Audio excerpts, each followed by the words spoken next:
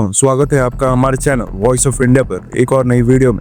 आज की इस वीडियो में डिफेंस और वर्ल्ड अफेयर्स से जुड़ी दो बेहद इंपॉर्टेंट खबरों के बारे में बात करेंगे, जिसमें हमारी पहली खबर अमेरिका से निकलकर सामने आ रही है, जहां पर अमेरिका के बड़े ट्रेड ऑफिसर भारत दौरे पर आ रहे हैं, वो भी ऐसे समय पर जब टैरिफ को लेकर भारत और अमेरिका आमने सामने आ चुके हैं और भारत की तरफ से भी कई टैरिफ्स अब लगाए जा रहे हैं। दूसरी तरफ भारत GCAP प्रोजेक्ट से बाहर हो चुका है, जो कि ब्रिटेन के लिए एक बड़ा झटका है। इन दोनों खबरों के बारे में आज की इस वीडियो में डिटेल में बात करेंगे। काफी इंटरेस्टिंग दोनों टॉपिक्स हैं, इसलिए वीडियो को अंत तक जरूर देखिए। तो चलिए शुरू करते हैं इस वीडियो को। अमेरिका की बड़ी trade officer Brendan Lynch Bharat दौरे पर है। ये वही शख्स हैं जो अमेरिका की south and central Asia trade नीतियों को संभालते हैं। उनकी ये यात्रा ऐसे समय पर हो रही है जब अमेरिका और भारत के बीच ट्रेड टैरिफ यानी आयात शुल्क को लेकर खींचातानी चल रही है। ब्रेंडन 25 मार्च से 29 मार्च तक भारत में रहेंगे। इस दौरान वो भारत के वाणिज्य मंत्री पीयूष गोयल और अन्य बड़े सरकारी अफसरों के साथ मुलाकात करेंगे। बातचीत का मुख्य मुद्दा भारत पर लगने वाला अमेरिकन टैरिफ को लेकर होगा। अमेरिका के राष्ट्रपति डोनाल्ड ट्रंप ने हाल ही में यह ऐलान किया था कि अमेरिका उन देशों पर जवाबी शुल्क लगाएगा जो अमेरिकन सामानों पर ज्यादा टैरिफ लगाते हैं। इस फैसले से भारत पर असर पड़ेगा, क्योंकि अमेरिका भारत के कुछ उत्पादों पर ज्यादा टैरिफ लगाने वाला है। इस दौरे में भारत सरकार कोशिश करेगी कि अमेरिका भारत को कुछ समय के लिए इस टैक्स से छूट दे, ताकि भारतीय व्यापार को नुकसान न हो। इसके अलावा दोनों देश एक नए व्यापार समझौते यानी बायलैटरल ट्रेड एग्रीमेंट पर भी बातचीत करेंगे, जिससे दोनों देशों को फायदा हो।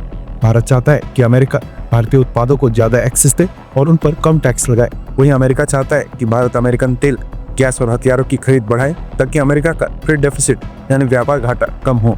भारत ने हाल ही में अपने 2025-26 के बजट में कुछ आयात शुल्क कम करने का फैसला लिया है।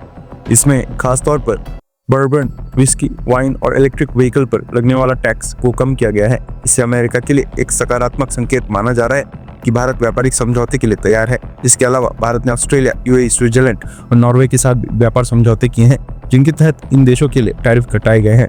अगर हम आंकड़े की बात करें तो अमेरिका भारत का सबसे बड़ा ट्रेड पार्टनर है। साल 2023 में दोनों देशों के बीच व्यापार $190 बिलियन का था। साथ ही 2023-24 में अमेरिका भारत में तीसरा सबसे बड़ा इन्वेस्टर था, जिसमें लगभग $5 बिलियन का निवेश किया। इससे पता चलता है कि भारत और अमेरिका के बीच व्यापारिक संबंध कितने मजबूत हैं और इन्हें नुकसान पहुंचाना दोनों देश अफोर्ड नहीं कर सकते।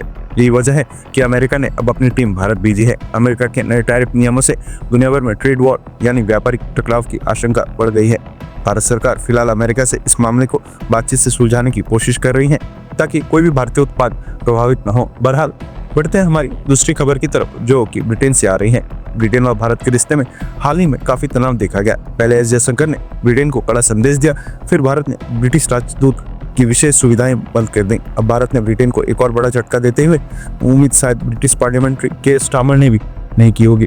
दरअसल ब्रिटेन, फ्रांस और इटली मिलकर ग्लोबल कॉम्बैट एयर प्रोग्राम यानी कि GCAP पर काम कर रहे हैं। इसका लक्ष्य 2035 तक एक अगली पीढ़ी का 6th जनरेशन फाइटर विमान बनाना है, जिसे टेम्पेस्ट जेट कहा जा रहा है। इस प्रोजेक्ट का पूरा करने के लिए ब्रिटेन को अतिरिक्त फंड और आधुनिक तकनीक की जरूरत है। इसके लिए वो भारत और जापान की मदद चाहता है। ब्रिटेन की नजर भारत की AI तकनीक पर थी, जो भारत अपने स्वदेशी AMCA फाइटर जेट में इस्तेमाल कर रहा है, लेकिन भारत ने साफ कर दिया कि वो अब इस प्रोजेक्ट में शामिल नहीं होगा। 2018 में जब टेम्पेस्ट प्रोजेक्ट शुरू हुआ था, तब भारत इसमें रुचि दिखा रहा था, क्योंकि तब तक AMCA प्रोजेक्ट शुरुआती चरण में था। लेकिन अब हालात बदल चुके हैं। AMCA प्रोजेक्ट तेजी से आगे बढ़ रहा है।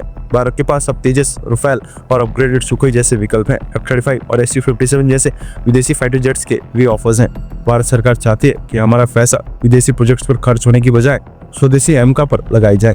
ब्रिटेन को उम्मीद थी कि भारत इस प्रोजेक्ट में शामिल होकर अपनी तकनीक और पैसा निवेश करेगा, लेकिन अब भारत के मना करने से ब्रिटेन को फंडिंग और रिसर्च में मुश्किलें आ सकती हैं। ब्रिटेन को अब या तो जापान और अन्य देशों से मदद लेनी होगी, या फिर अपने फाइटर जेट प्रोजेक्ट में देरी का सामना करना पड़ेगा। AMCA प्रोजेक्ट के अलावा खालिस्तानी मुद्दा भी कहीं न कहीं से डील से भारत के बाहर होने की वजह हो सकता है। बहरहाल दोस्तों, क्या भारत ने ये सही फैसला लिया कि इस प्रोजेक्ट से बाहर होकर या नहीं? इस पर अपनी राय कमेंट बॉक्स में लिखकर जरूर बताइए। इन्फॉर्मेशन और वीडियो पसंद आई हो तो वीडियो को लाइक करके हमारे आने वाली डेली ऐसी वीडियोस के लिए चैनल को सब्सक्राइब कर बेल नोटिफिकेशन को जरूर दबा लें। फिर मिलेंगे ऐसी नई वीडियो के साथ, तब तक के लिए जय हिंद।